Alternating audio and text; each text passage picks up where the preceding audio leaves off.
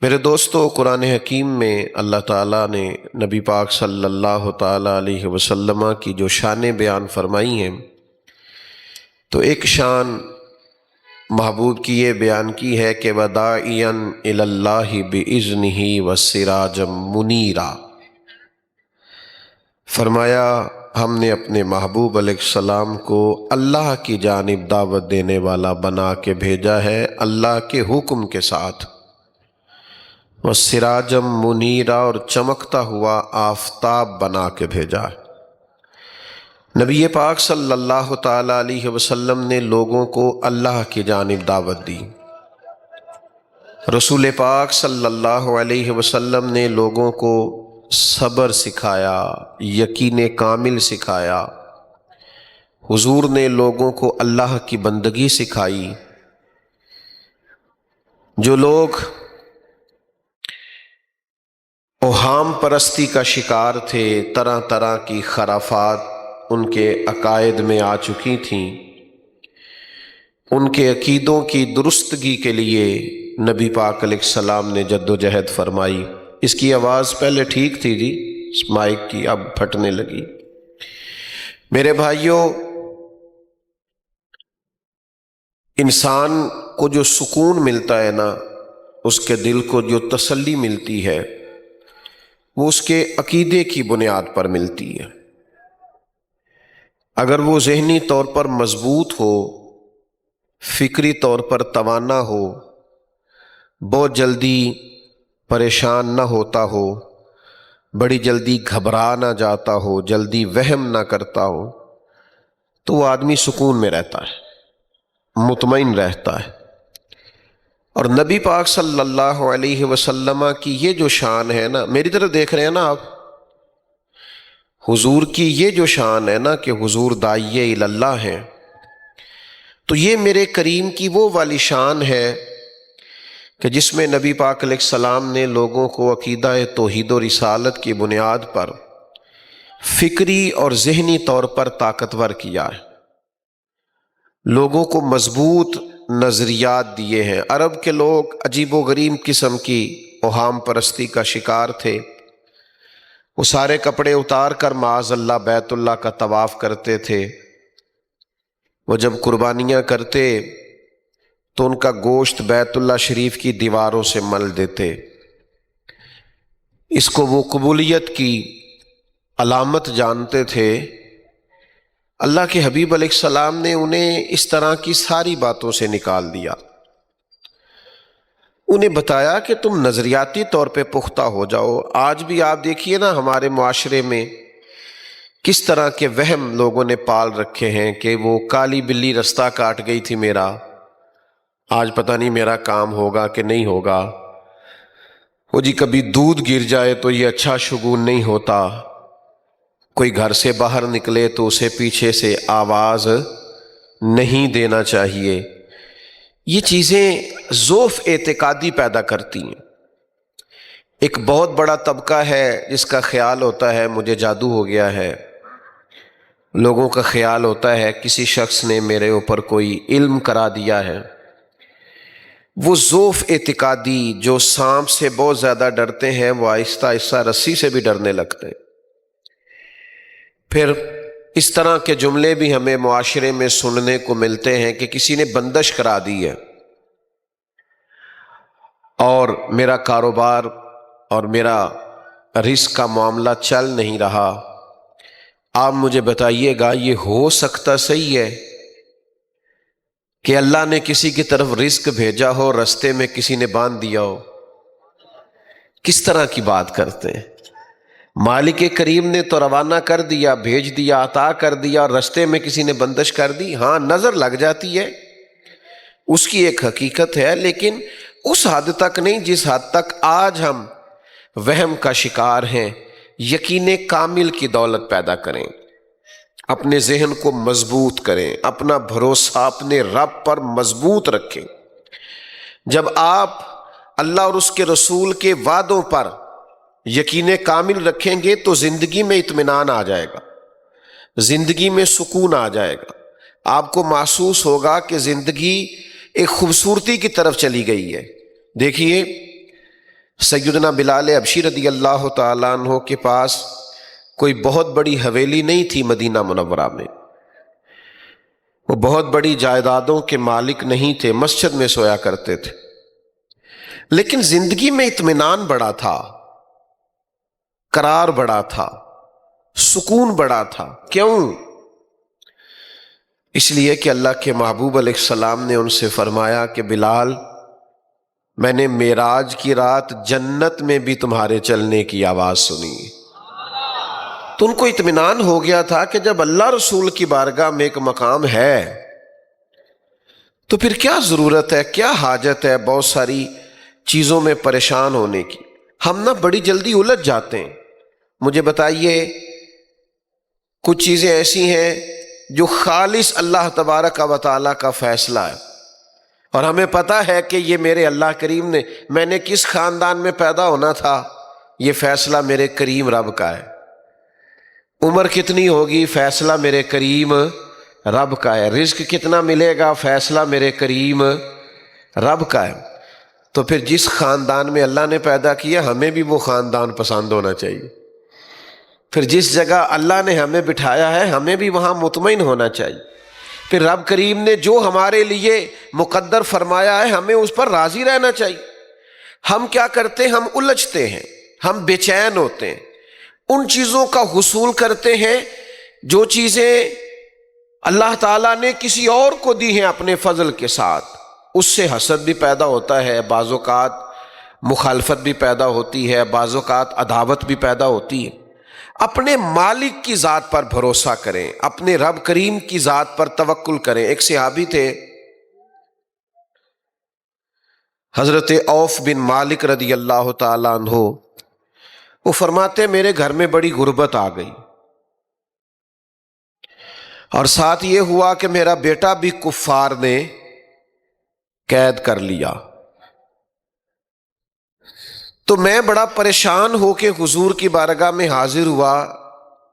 یا رسول اللہ صلی اللہ تعالی علیہ وسلم، ایک تو غربت، اوپر سے بیٹا بھی قید کر لیا گیا ہے۔ کئی دفعہ نا دکھ آتے ہیں تو سارے کٹھے ہی آ جاتے ہیں، پریشانیاں آتی ہیں تو ساری کٹھی آ جاتی ہیں۔ تو عرض کرنے لگے یا رسول اللہ صلی اللہ تعالی علیہ وسلم، ایک تو غریبی ہے، حالات ایسے ہیں، اوپر سے بیٹے کو کفار نے اغوا کر لیا۔ تو اللہ کے حبیب نے فرمایا اللہ پہ بھروسہ کرو اور تسبیح پڑھو۔ پیارے بھائی میری طرف دیکھو، چھوڑ دو یہ کام، آپ اللہ تعالیٰ آپ کو سلامت رکھے۔ یہ دینی محفل ہے، کوئی سیاسی جلسہ ہے؟ اس کے آداب کا خیال فرمائے۔ اللہ تعالیٰ آپ کو ڈھیروں برکتیں دے، سلامتیاں عطا کرے، ہمیشہ خوش رکھے۔ اس میں تو ایک فوٹو بھی نہ بنے گی تو پھر بھی گزارا ہوگا، اور ویسے بھی کچھ تصویریں رہنے دیں، کچھ ریکارڈ قیامت کے دن کے لیے بھی محفوظ رہنے دیں تاکہ اس کا اجر ملے۔ اللہ تعالیٰ آپ کو سلامتی عطا کرے۔ بیمار ہوں، تھوڑی دیر کے لیے آیا ہوں، میری بات سن لیں، پھر انشاءاللہ آپ ادھر ہی ہیں، ایک دوسرے کی تصویریں رج رج کے کھینچیے گا۔ عزیز دوست غور فرمائیے جو عرض کر رہا ہوں۔ حبیب پاک صلی اللہ تعالی علیہ وسلم نے فرمایا کہ گھر جاؤ، اللہ پہ بھروسہ کرو اور لاحول شریف پڑھو، لا حول ولا قوت الا باللہ العلی العظیم۔ اس تسبیح کو پڑھو۔ فرماتے میں اور میری بیوی نے پڑھنا شروع کیا،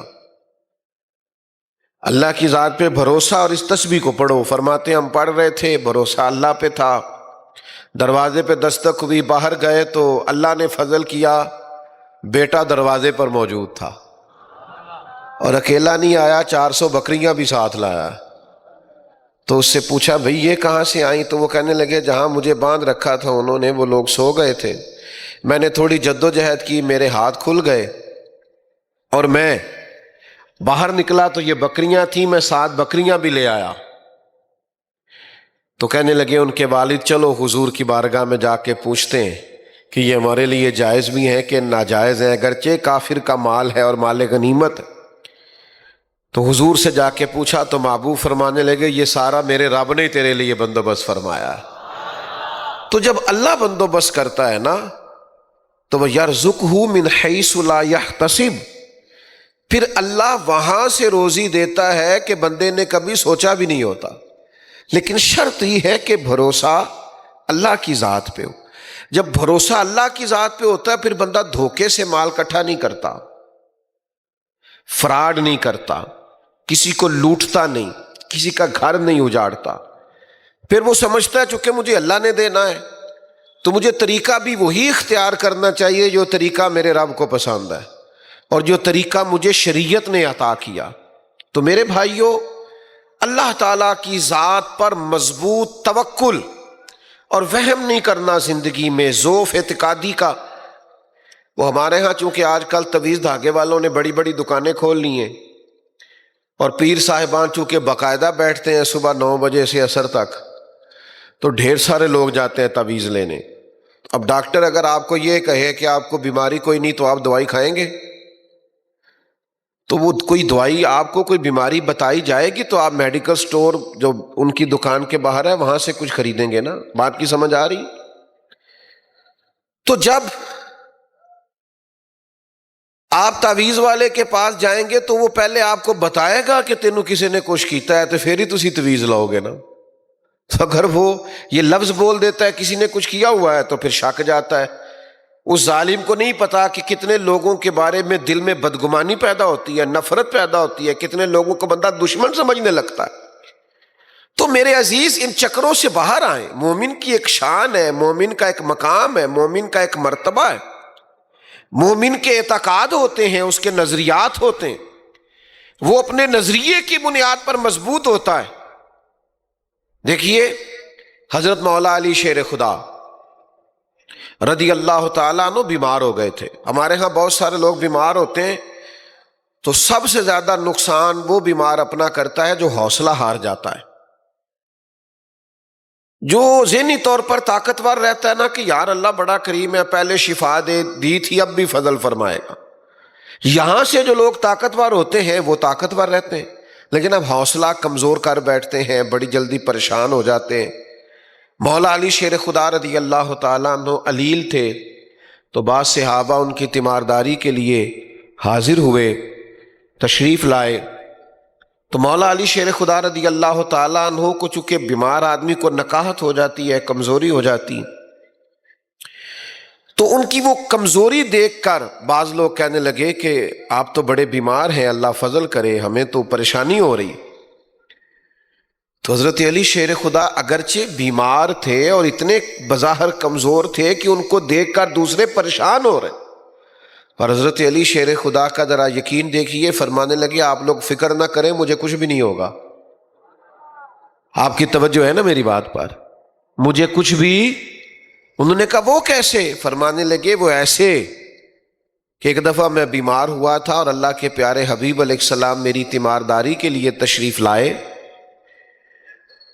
تو میں نے عرض کی یا رسول اللہ صلی اللہ علیہ وسلم بیماری کا بہت غلبہ ہوتا جا رہا ہے، میرے لیے دعا کریں۔ تو کریم فرمانے لگے علی فکر نہ کرو، بیماری سے کچھ بھی نہیں ہوگا، تم تو اس وقت دنیا سے جاؤ گے جب داڑھی خون سے رنگین ہوگی، یعنی خنجر یا تلوار کا وار ہوگا، شہادت ملے گی، بیماری سے دنیا سے جانا نہیں ہے۔ تو حضرت علی فرمانے لگے چونکہ حضور نے فرمایا ہے لہذا ساڈے نبی دی زبان ساڈے واسطے قرآن، تو بیماری ہمارا کچھ بگاڑ سکتی نہیں۔ تو میرے بھائی، نہ تعویذ دھاگا، نہ کوئی کسی کی بندش، نہ جناب بیماری، نہ دشمنوں کا خوف۔ کہ کچھ لوگ کہتے ہیں میرے سارے رشتہ دار میرے خلاف ہو گئے، تو میں نے کہا رشتہ دار ولی کس کو مانتے ہیں؟ کوئی ایسا رشتہ دار آپ نے دیکھا جس کو ولی مانتے ہو؟ اللہ ماشاء اللہ تھوڑے بہت مسئلے سب گھروں میں ہی ہوتے۔ اب سارا دن پریشان رہنا، رشتہ دار ناراض ہو گئے، علاقے والے خلاف ہو گئے، فلانا مخالف ہو گیا، بھائی آپ کس چکر میں پڑے ہوئے ہیں؟ صرف ایک ناراضگی سے ڈریں، وہ ہے رب رسول کی ناراضگی۔ ڈریں کہ کہیں اللہ رسول نہ ناراض ہو جائے، اور رب رسول اگر ناراض ہو جائیں تو ساری دنیا راضی ہو بھی تو انسان کے پلے کچھ نہیں رہتا، اور اللہ رسول ہو راضی تو کائنات ساری بگڑ بھی جائے تو انسان کا کوئی بگاڑ سکتا؟ تو اللہ رسول کو راضی کریں۔ وَرِضْوَانٌ مِّنَ اللَّهِ اکبر، سب سے بڑی تو اللہ کی رضا ہے۔ تو اللہ کی رضا پر توجہ کرنے کی بجائے آپ اگر ادھر ادھر توجہ کریں گے اور پریشان ہوں گے کہ فلاں میرا مخالف ہو گیا، فلاں میرا مخالف ہوگا، تو کچھ بھی نہیں ہوا، کچھ بھی اس سے نہیں بگڑتا۔ حضرت عبداللہ ابن عباس رضی اللہ تعالیٰ عنہ فرماتے ہیں نبی کریم علیہ السلام نے مجھ سے فرمایا، عبداللہ میرے بیٹے اس بات کو یاد رکھنا، ساری دنیا مل کے بھی تیرا کچھ سنوارنا چاہے سنوار نہیں سکتی جب تک رب نہ چاہے، اور ساری دنیا مل کے تیرا کچھ بگاڑنا چاہے تو بگاڑ نہیں سکتی جب تک اللہ نہ چاہے، اس کی حکمت کا تقاضا نہ ہو۔ تو میرے عزیز، سہمے رہنا، ڈرے رہنا، پریشان رہنا اور ڈسٹرب رہنا اور بلا وجہ الجھے رہنا اور بلا وجہ آزمائش کا حصہ رہنا، اس سے بچنا نہایت ضروری ہے۔ آپ مطمئن زندگی گزاریں، خوبصورت زندگی گزاریں، رب رسول کے وعدوں پر یقین رکھیں، ادھر ادھر الجھنے کی ضرورت ہی نہیں ہے، دائیں بائیں دیکھنے کی۔ ہم سارے نا چھوٹی موٹی سیاست کرتے ہیں، چھوٹی موٹی سیاست سارے کرتے ہیں، لوگوں کو راضی رکھنے کی کوشش کرتے ہیں۔ جس ولیمے پہ میں نہیں جا سکا میں نے بیٹا بھیج دیا ہے، جس دعوت میں میں نہیں جا سکا میں نے فون کر کے بڑی عاجزی سے معذرت کر لی، ادھر بھی میں راضی رکھنا چاہتا ہوں ادھر بھی میں راضی رکھنا، یہ رویہ درست نہیں ہے۔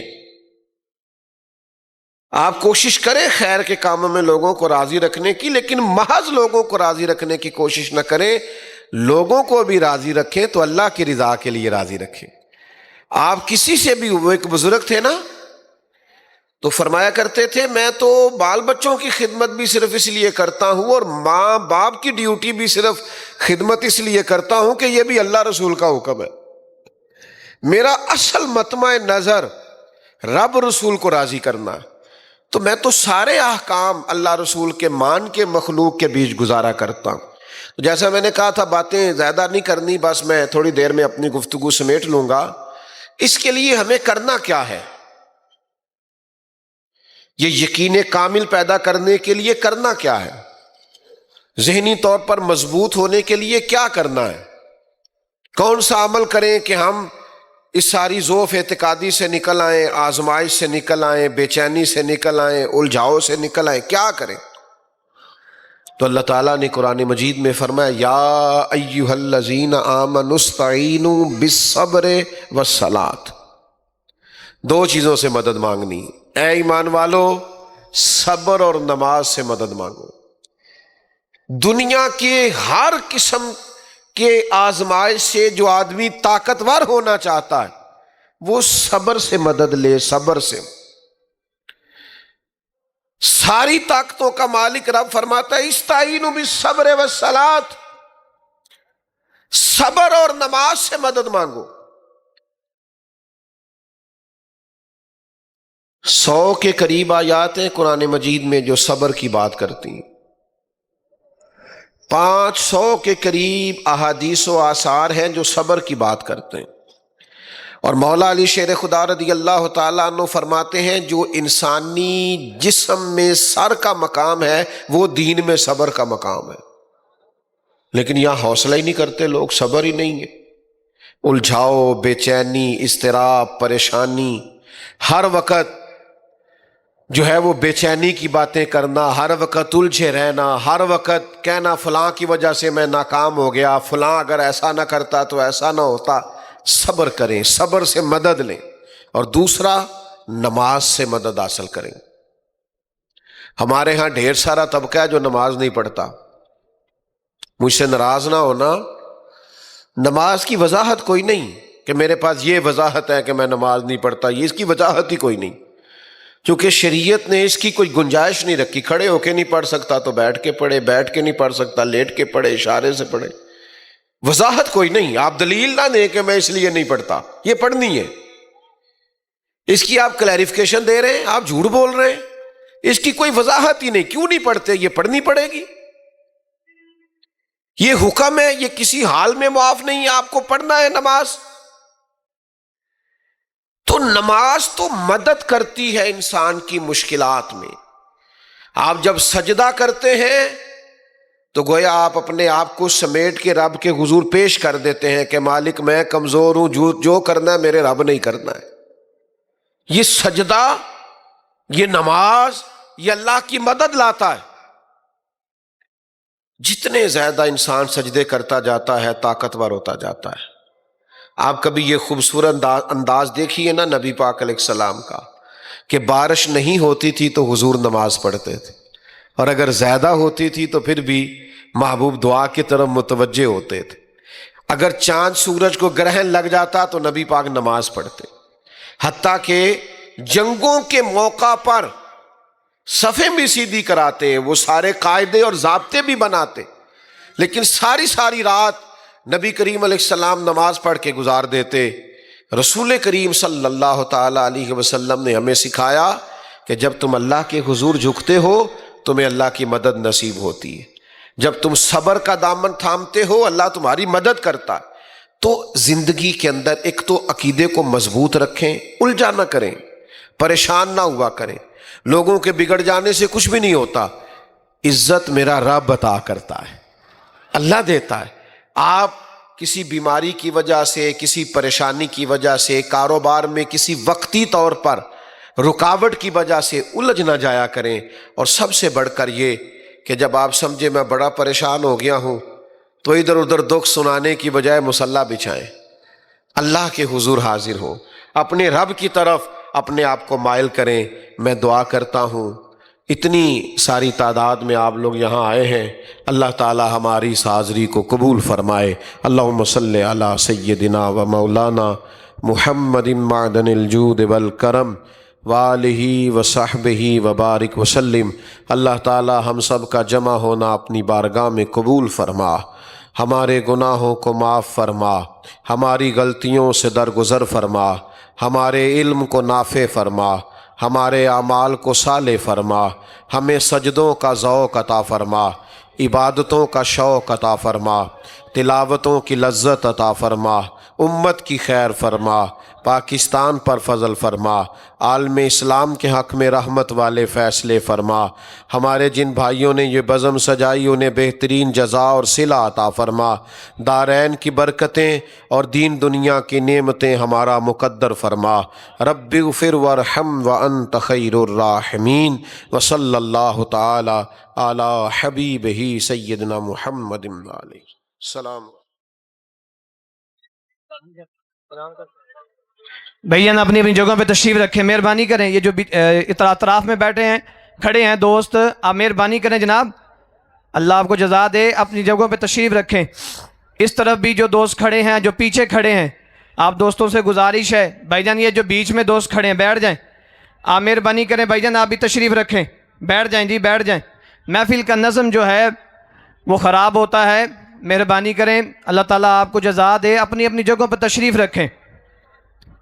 کہیے جی نعرہ تکبیر، سارے مل کے جی نعرہ تکبیر، سارے جی نعرہ تکبیر، نعرہ تکبیر، نعرہ تکبیر، نعرہ رسالت، نعرہ رسالت، نعرہ حیدری، نعرہ حیدری، نعرہ حیدری۔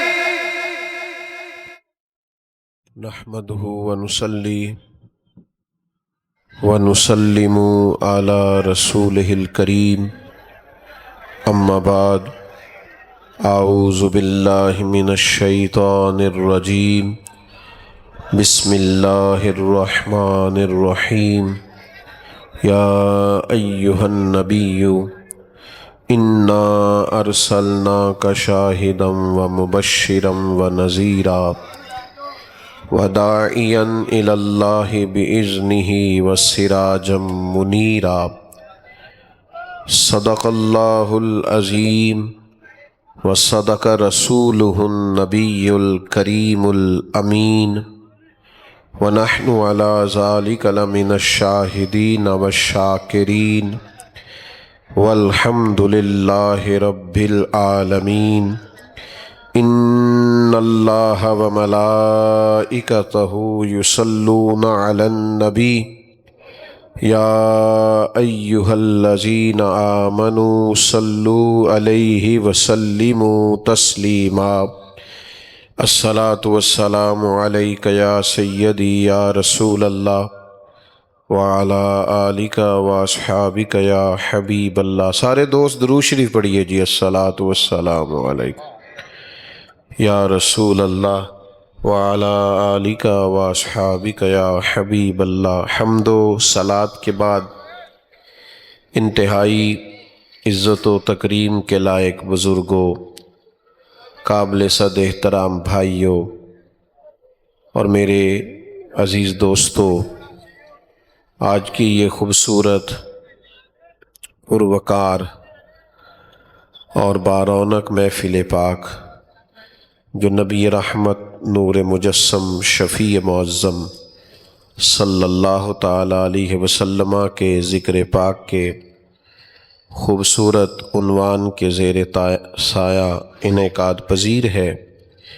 जिन दोस्तों ने इस बज़म को सजाया है, संवारा है और जो तशरीफ़ लाए हैं, सब के लिए दुआ करता हूँ अल्लाह ताला सबको बेहतरीन जज़ा अता फ़रमाए। प्यारे भाई, ये अदब वाली महफ़िल है। आप अगर बैठ जाएंगे तो सियासी जलसा नहीं। भाई चुप कराने वाले भी ना बोलें, बिठाने वाले बोल के ना बिठाएं, मेहरबानी करें, बस थोड़ी तवज्जो करें। मैंने चंद एक बातें करनी है और तशरीफ़ रखें जी, बैठ जाएं बड़ी मोहब्बत से, जल्दी से, इतनी देर ना लगाएं फ़ैसला करने में, फटाफट बैठ जाएं। आप भी बैठ जाएं जल्दी से भैया, मोबाइल वाले भाई बैठ जाओ नीचे, अल्लाह ताला सलामत रखे। आप भी तशरीफ़ रखें जी, बैठ जाएं। ओ मोबाइल वाले बेटे बैठ जाओ, शाबाश, अल्लाह सलामत रखे आपको और महंगे महंगे मोबाइल दे, कभी कभी बंद भी किया करें। अल्लाह जज़ाए खैर दे, बरकत दे, सलामती अता करे।